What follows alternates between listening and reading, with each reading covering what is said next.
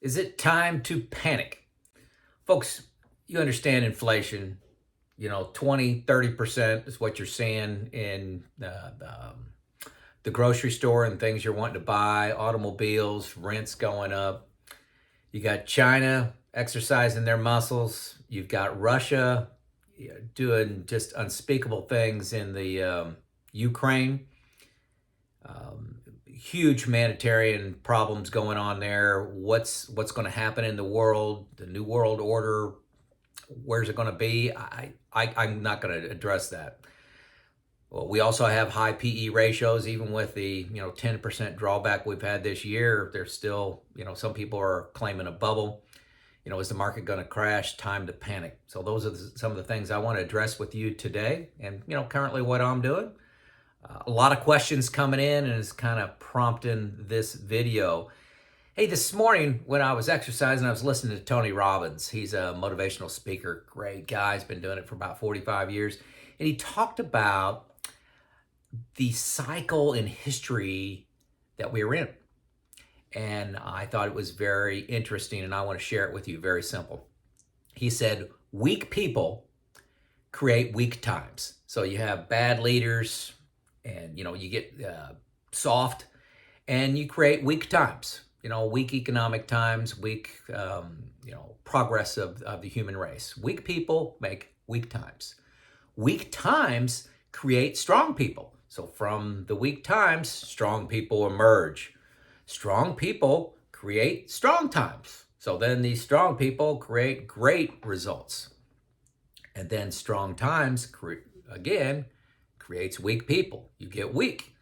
Weak people create weak times. So hopefully you're following this logic. And then the cycle continues. So, you just got this big, repeating cycle throughout thousands of years. And it's kind of where we are today. Right now, this is the world according to Joe. In 1989, the Iron Curtain fell, the Soviet Union fell apart. Germany was reunited. And, we've had about 33 years of good times. Good times create weak people. You start focusing on, internal strife. You start on some social issues, and I'm not saying social issues are bad or good, but you start doing things like defund the police, and say police are bad. All those are symptoms of weak people in weak times. And then all of a sudden a big crisis comes up, like Soviet decides, hey, now's a good time because not only our country, but the world is weak and doesn't have the stomach to handle and stand up to a bully. Weak times create bad, weak leaders create weak times, okay? And that's currently what we're in. I mean, it's not really that debatable that we go through this cycle. I'm sure you've got a whole bunch of examples of this. And I'm not here to talk about politics. I'm not here to talk about right or left. I'm just saying this is a cycle that happens through history. Before there was a Democratic and Republican party, okay? This is just people get soft in good times. That's why Rome fell. One of the main reasons Rome fell is you fall because of success. Why do Super Bowl teams have a tough time repeating? It's because you have the eye of the tiger and the fight in you, and then you win the title, and then somebody else is hungrier than you, and they perform better.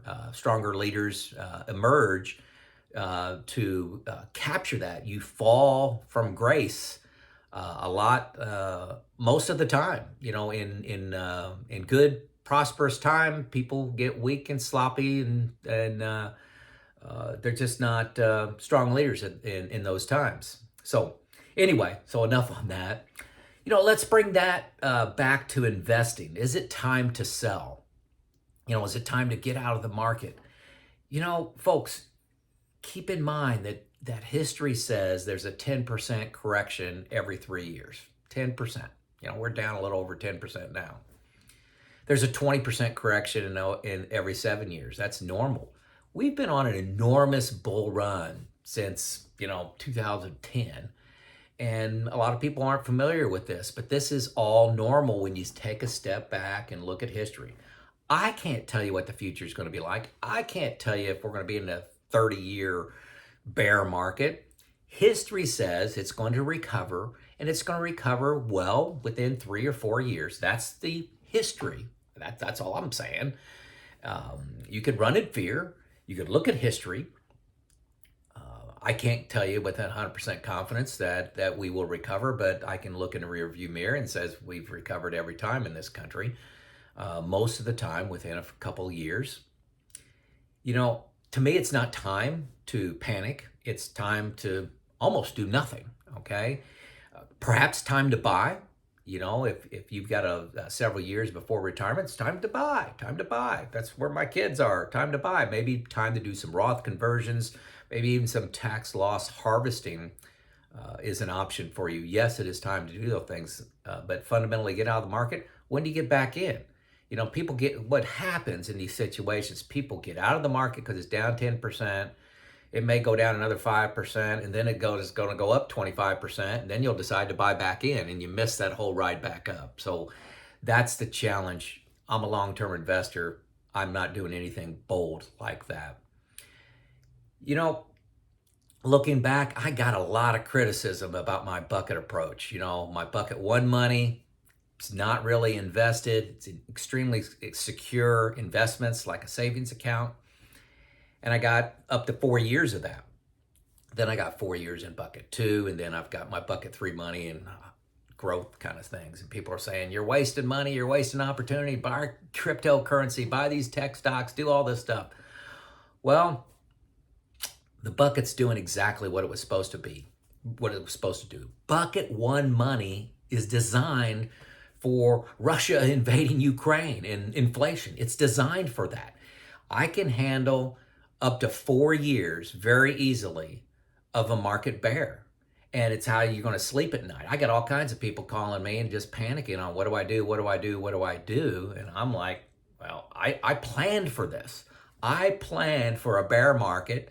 I've got gas in the tank, you know, to use an analogy, to make it those next several miles without going to the gas station, you know. Buckets, this is what bucket one is designed to do. It's not meant to get the maximum return on your money. It's meant to ride out a bear without panicking, without making stupid decisions, and without stress, okay? Logic is in the eye of the beholder. I like this line. You know, it's logical for somebody to panic when the stock market's down 10, 15, 20% if they've never experienced that. It is perfectly logical for them to say, this is bad, I need to cut my losses. That's not illogical. What you have to do is plan for that. And I'm not trying to brag or anything, this is the essence of the bucket strategy that I didn't invent, I just use. Some people call it the barbell strategy, is I plan for a 50% market drop and for it to be down at least 3 years. And I repeatedly talk about that in my investment group. I talk about that on this channel. I'm planning for this. And then when it happens, yeah, it's a little bit emotional. I wish this wasn't going on. I wish the stock market was going up. But I can easily look at myself every day in the mirror and say, I've planned for this. I've planned for this. I've planned for a 50% drop in a 3 to 4, maybe even 5-year recovery. That's what I plan for. If it goes longer than that, yeah, it's going to be a little painful, but I'm going with history. I'm going with the odds. Good chance things are going to be fine 3 years from now. Okay, we'll be back to normal, back to growing, back to historic or previous highs, setting new highs. Again, I'm not promising the future. This could be 30 years long and could be rough, okay? We got some serious issues facing the world right now, but we faced these before. So logic is in the eye of the beholder. If you haven't planned for a bear market and big problems and you're 5 to 10 years from retirement, this is emotional. I expect it to be emotional. You got to plan for these things. You got to design in a system to handle these, and that's the bucket approach. Retirement, Still there's people out there, you stay on your plan to retirement and make sure that you're retiring to something, not from something. So many people get this wrong. I get so many comments around, I'm going to do nothing and go to the beach. That's half the comments. And folks, I'm telling you, that sounds great. Okay? 6 months later, you're not going to be happy. You're not going to be happy unless you're making progress towards a goal. And that goal can be retirement. That goal can be, making an impact in your community, maybe some volunteer efforts you're doing. Maybe you're, want to run a nonprofit or be active in a nonprofit. Maybe it's a hobby that you've got, but a skill. I tried surfing a couple of weeks ago. That was a goal of mine, and it didn't work out well, but hey, I got new goals now. That just didn't work out. So plan for a crash, folks. The bucket approach is one way to do that. It's not the best way to maximize your return, but it's the best way I have found to manage through a bear market. Last comment on this, on managing through challenging times. The analogy comes up. No, it's not really an analogy, but have you noticed whenever you go to somebody else's house, it's got a smell? And you wonder if the owners of that house smell it. It could be dogs, it could be cats, it could be something they cooked, and you're like, gosh, how did they not smell how musty their house is? Or it smells like cat urine around here, or there's dog hair everywhere. Everywhere I sit, I stand up, I got dog hair all over me. And it doesn't seem like the owners even notice it. That's because they've lived in that environment and they've become accustomed to it, and they don't even notice it. Folks, on your financial journey, it's a choice to go it alone. It is a choice to go it alone, and I think extremely unwise. I'm not saying you need to hire a financial advisor. A third of you probably do. If you don't want to do the research, hey, that's probably a good thing. Start a club, start an investment club. Get personal with your decisions, your fears, your plans with people that you can trust to bounce those ideas off of. It'll make you sleep better at night. You'll make better decisions. This really isn't that complicated. The financial moves I'm making, it's not complicated. I've taken very little action after setting it up. I've done a lot of research, and there's no magic answer on YouTube that you're missing. It's do the basics, the basic blocking and tackling. You'll be there. Start a club. Get a coach. You don't have to go this alone. Okay? So, hey, it is not the time to panic. This is Joe out.